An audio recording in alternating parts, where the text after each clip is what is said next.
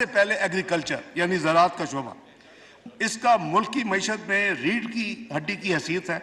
اگلے مالی سال میں اس شعبے کے لیے مندرجہ ذیل اقدامات کرنے کی تجاویز ہے۔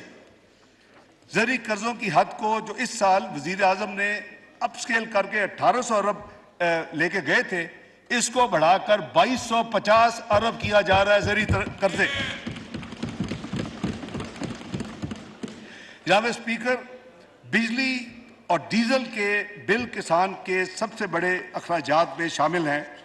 اگلے مالی سال میں وزیر اعظم نے فیصلہ کیا ہے کہ 50,000 زرعی ٹیوب ویلز کو شمسی توانائی یا سولر پر منتقل کرنے کے لیے اس بجٹ میں 30 ارب روپے مختص کیے گئے۔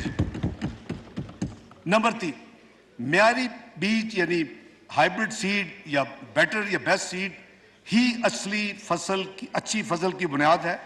ملک میں معیاری بیجوں کے استعمال کو فروغ دینے کے لیے ان کی امپورٹ پر تمام ٹیکسز اور ڈیوٹیز ختم کی جا رہی ہیں۔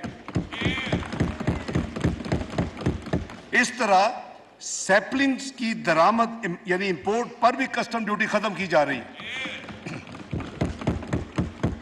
موسمی تبدیلی کی وجہ سے ہارویسٹنگ کی مدت کم سے کم ہوتی جا رہی ہے۔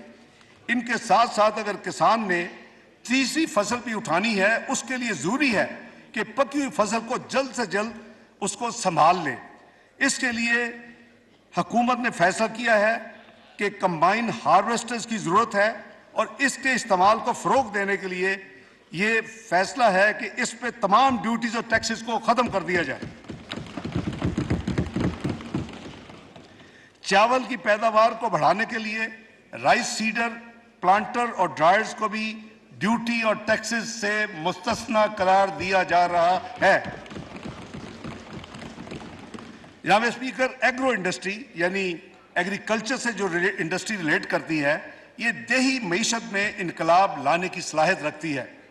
بجٹ میں ایگرو انڈسٹری کو وزیر اعظم کی ڈائریکشن پہ کنسیشنل لونز کے لیے ایک اسکیم متعارف کی جا رہی ہے اور اس کے لیے جو فرق ہوگا انٹرسٹ، اس کے لیے 5 ارب روپے کی ایلوکیشن اس بجٹ میں رکھی گئی ہے۔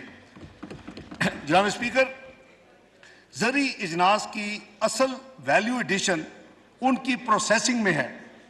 اس میں اجناس بالخصوص پھل اور سبزیوں کے ضائع ہونے کا احتمال بھی کم کیا جا سکتا ہے۔ اس کے علاوہ فوڈ پروسیسنگ یونٹس روزگار کے مواقع بھی فراہم کرتے ہیں۔ اس تناظر میں یہ فیصلہ کیا گیا ہے کہ دیہی علاقوں میں لگائے جانے والے تمام ایگرو بیسڈ یونٹس جو انڈسٹریل یونٹس ہوں گے، جن کا سالانہ ٹرن اوور پہلے بہت تھوڑا تھا، وہ پہلے 25 کروڑ تھا، 80 کروڑ روپے تک ہوگا، ان کے تمام ٹیکسز 5 سال کے لیے ایگزمپٹ ہوں گے۔ جناب اسپیکر، اسی طرح بزنس اور ایگریکلچر لون سکیم متعارف کی جا رہی ہے۔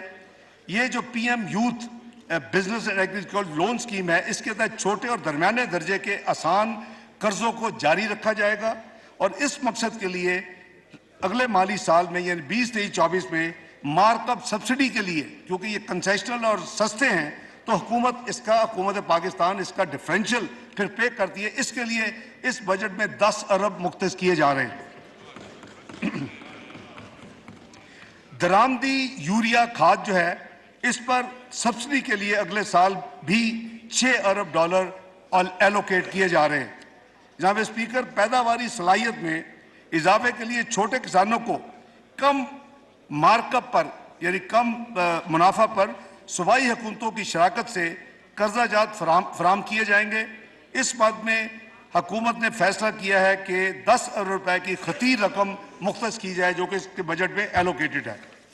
یہ جناب، میں نے یہ جو آپ کو اتنی لمبی لسٹ ایگریکلچر کے بارے میں دی ہے، میں سمجھتا ہوں کہ اللہ کے فضل و کرم سے وزیر اعظم کی جو ویژن ہے اور جو اس حکومت کا ایک پلان ہے، اللہ نے چاہا تو اس کے بڑے جلدی، کیونکہ یہ ایک ایسا سیکٹر ہے آپ کو بہت جلد آپ کو ڈیویڈنڈ ملتے ہیں۔ اس کی جو گیسٹیشن پیریڈ ہے وہ مہینوں میں ہے، وہ سالوں میں نہیں ہے، جیسے کہ انڈسٹری لگانے میں 2-3 سال لگ جاتے ہیں۔ تو انشاءاللہ پاکستان کو ان تمام اقدامات جو کہ کابینہ نے منظور کی ہے، وزیر اعظم شہباز شریف کی انیشیٹو تھے، آج کی منظوری کے بعد میں یہ پیش کر رہا ہوں،